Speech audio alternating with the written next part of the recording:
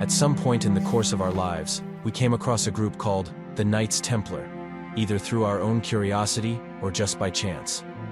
Everyone has this general idea of the Knights Templar, a sacred military order that clashed shields and swords against the Saracens in the Middle East. That's roughly truthful to a certain depth indeed, but this elite order is so much more complex than it seems to be. Therefore, let's have a further insight of this famous group that left their mark on the pillars of history and might still exist today under another name.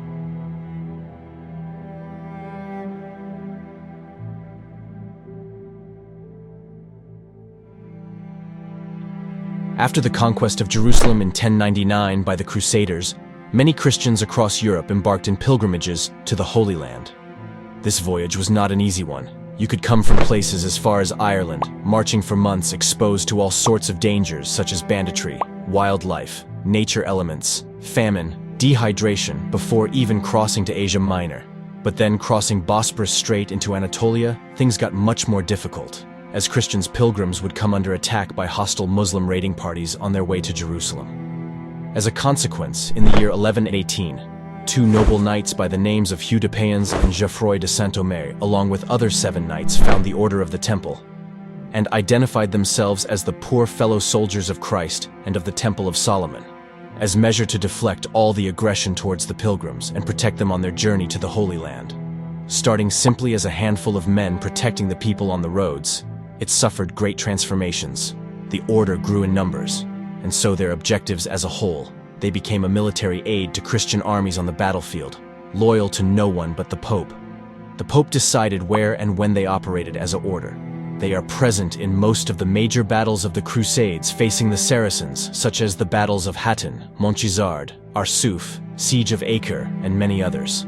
They stood tall and strong alongside other Christian states across the known world, being highly respected and feared by both allies and foes.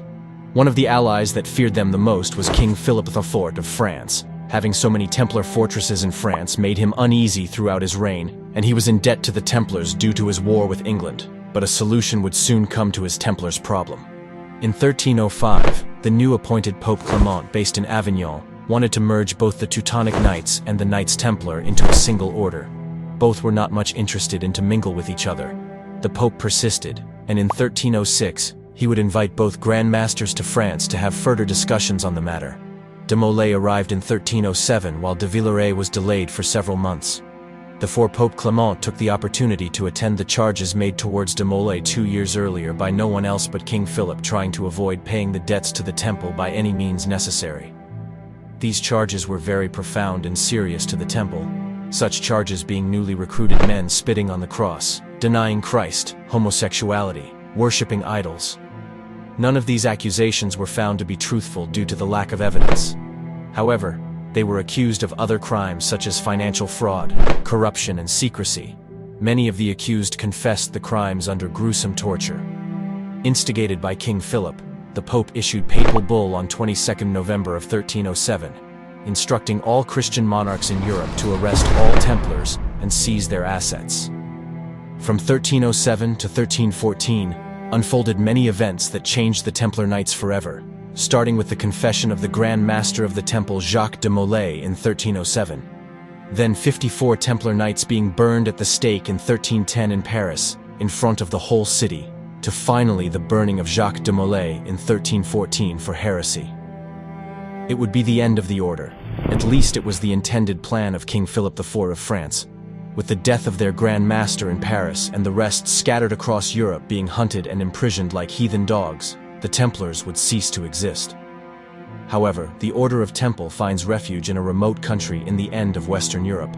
Portugal takes the Templars under their wing.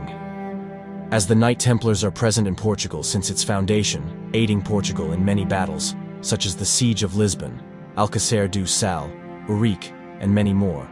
As consideration, they are allowed to remain in Portugal, stationing themselves in Tomar, in their famous Convento de Cristo, built in 1160. It was the headquarters of the Templars in Portugal, guarded by Gualdim Pais, the Grand Master of Tomar. Pope Clement is not happy with Portugal's position regarding the Knights Templars, and sends a letter to the king, instructing the immediate arrest of those outcast heretics. Therefore a solution was found to counter this action. The Knights Templar would simply rename their order to Order of Christ in 1319. Before all the charges dropped, as they are not Templars anymore. They are a new religious order.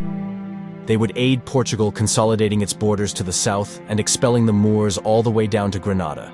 After solidifying Portuguese sovereign on the land, the Templars would finance Portugal endeavors regarding their naval expansion ambitions, ordering payroll for materials in order to build caravels, craft weaponry, and recruit sailors and soldiers to manage the naval hardships.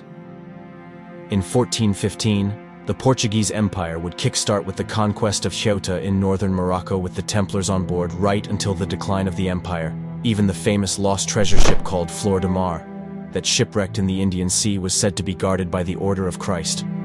The Order of Christ nowadays is the highest military honor in Portugal. Only the most brave and honorable ever received it. But what happened to the actual peoples inside the order? They just ceased to exist. Or simply renamed themselves again to the Freemasons or Illuminati. One thing is certain: if the order was in danger and needed to survive, they would need to adapt quickly to time, as we have seen them doing after the trials of Paris, when they changed their name to Order of Christ. Thank you so much for watching.